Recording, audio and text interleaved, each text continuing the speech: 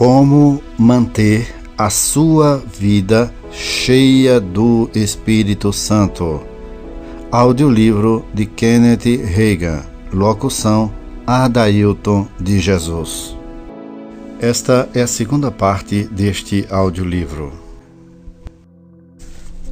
Se você tiver a plenitude do Espírito Santo e estiver mantendo o fulgor, você terá um cântico no seu coração.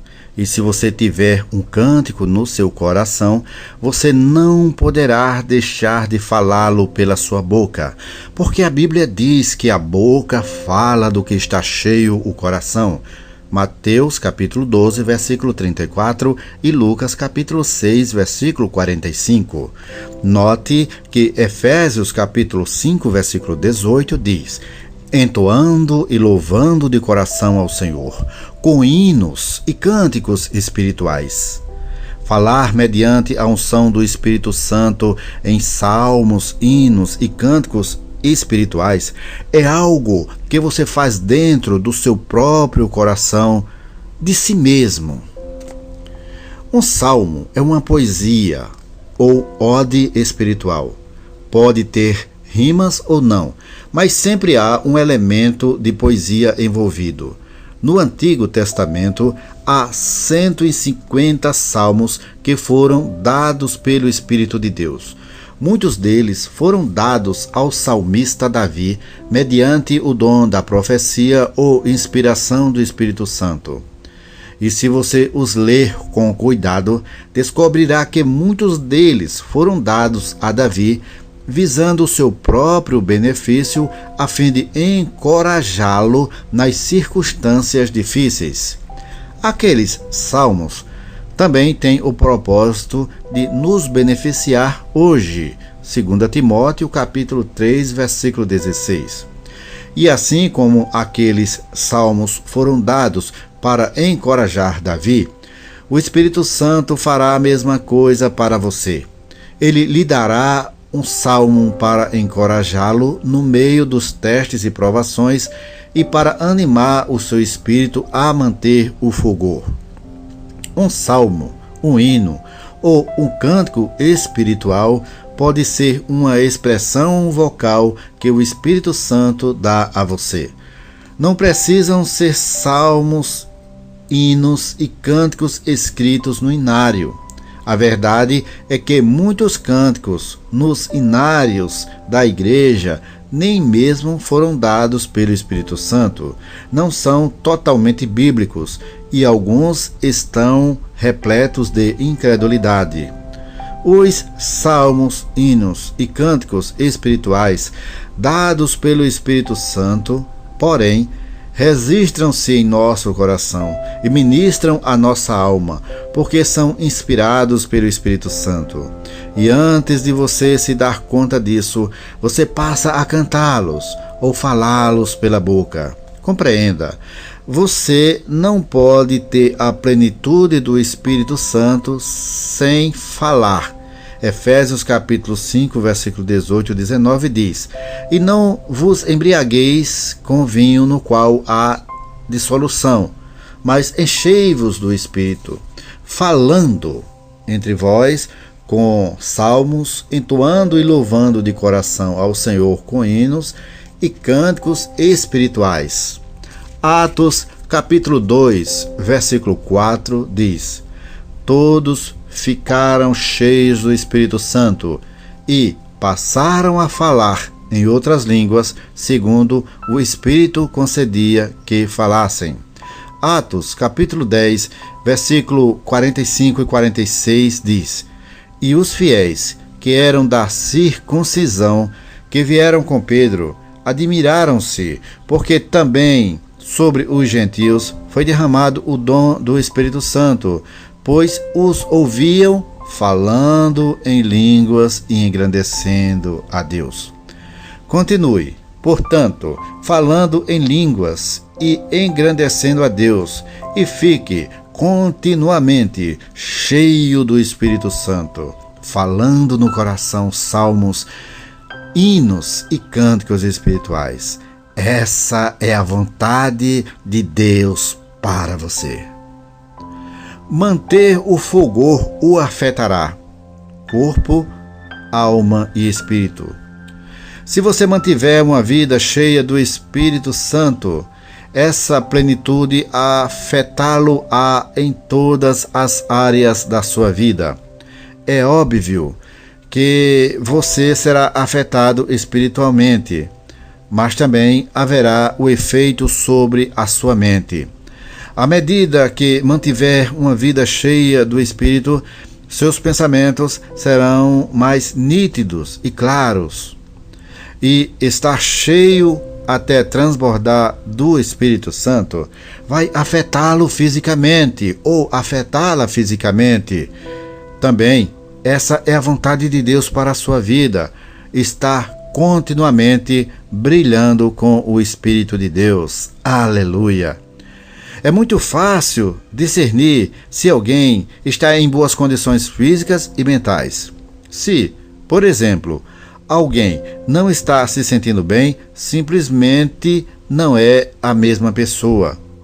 Não está tão disposto como poderia ser.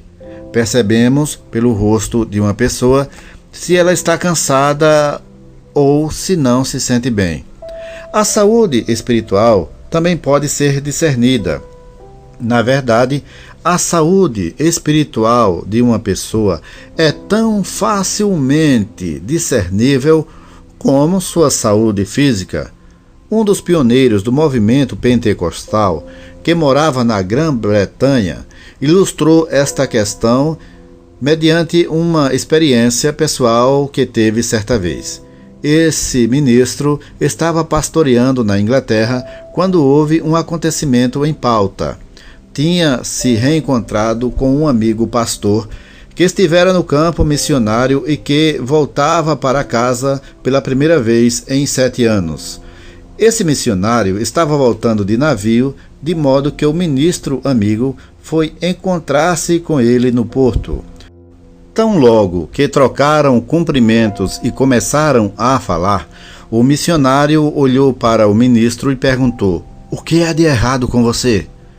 "O que você quer dizer com isso?" respondeu o ministro, e começou a se defender. "Não há nada de errado comigo." "Você não está em boas condições espiritualmente," respondeu o missionário. Posteriormente, esse ministro pensou: dava para ele perceber que havia algo de errado comigo. Algo está errado. Não tenho as boas condições espirituais que deveria ter. Mas qual é o problema? E então, de dentro de si mesmo, a partir do seu espírito, recebeu a resposta. Numa cidade de mais de 1 milhão de habitantes, a única igreja do Evangelho pleno tinha sido dele. Mas então surgiu outro obreiro e deu início a outra obra pentecostal na cidade, e o ministro mais antigo ficara desgostoso com isso. Alguns membros da sua congregação começaram a frequentar a nova igreja do Evangelho pleno, porque ficava mais perto de onde moravam. O ministro da igreja já estabelecida começou a sentir má vontade para com o pastor recém-chegado, porque achava que este invadira o território dele. Mas, afinal de contas, desde quando uma cidade de mais de 1 milhão de habitantes ficou sendo território exclusivo dele? A Bíblia diz que a terra e a sua plenitude é do Senhor, e não de determinado ministro. Os pastores devem alegrar-se quando alguém dá início a uma nova igreja na sua cidade, pois então mais almas poderão ser trazidas ao reino de Deus. Não quero que você me entenda mal. É errado, por exemplo, quando algum ministro vem à igreja de outro obreiro, furta as suas ovelhas e passa a formar uma outra igreja um pouco mais adiante na mesma rua. Agir assim não é andar no amor e também não é dar preferência ao seu próximo. Os pastores devem ter ética e andar em amor uns com os outros. Mas, por outro lado, é possível levar o assunto a outro extremo.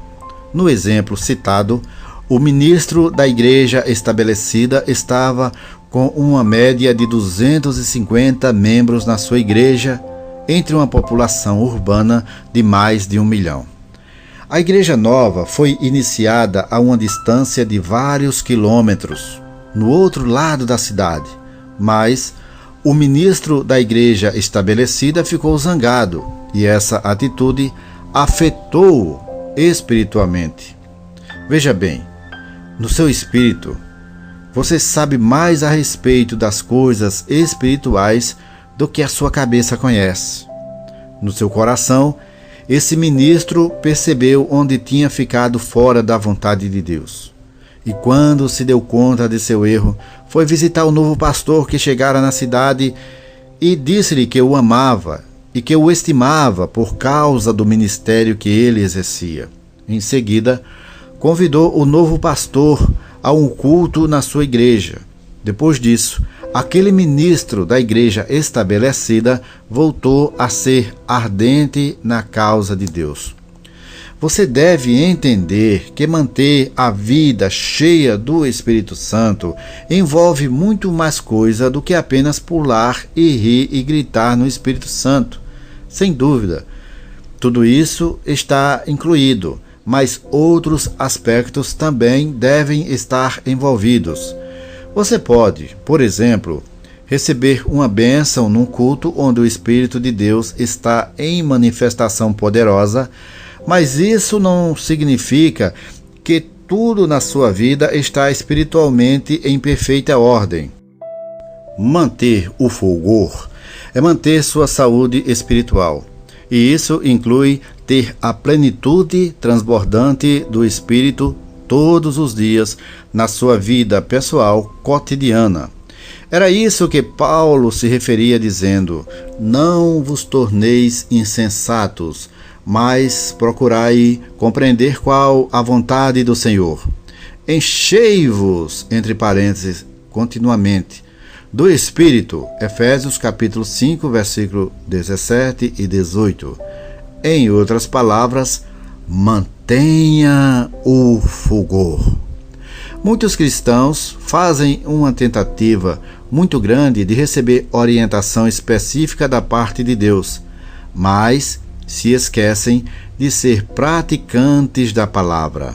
Mas ser praticante da palavra de Deus é a vontade de Deus, tanto quanto obedecer a qualquer orientação específica que recebam da parte dele. Termina aqui a segunda parte deste audiolivro. As outras partes você também encontra aqui no canal Adailton de Jesus. Então, gostou deste audiolivro? Deixe seu comentário. Sua opinião é muito importante para nós. Ajude-nos a produzir mais conteúdo para este canal. Curta e compartilhe os nossos vídeos. Esta é a forma de nos incentivar a produzir mais vídeos para sua edificação espiritual. Compartilhe os vídeos deste canal e que Deus te abençoe poderosamente em o nome de Jesus.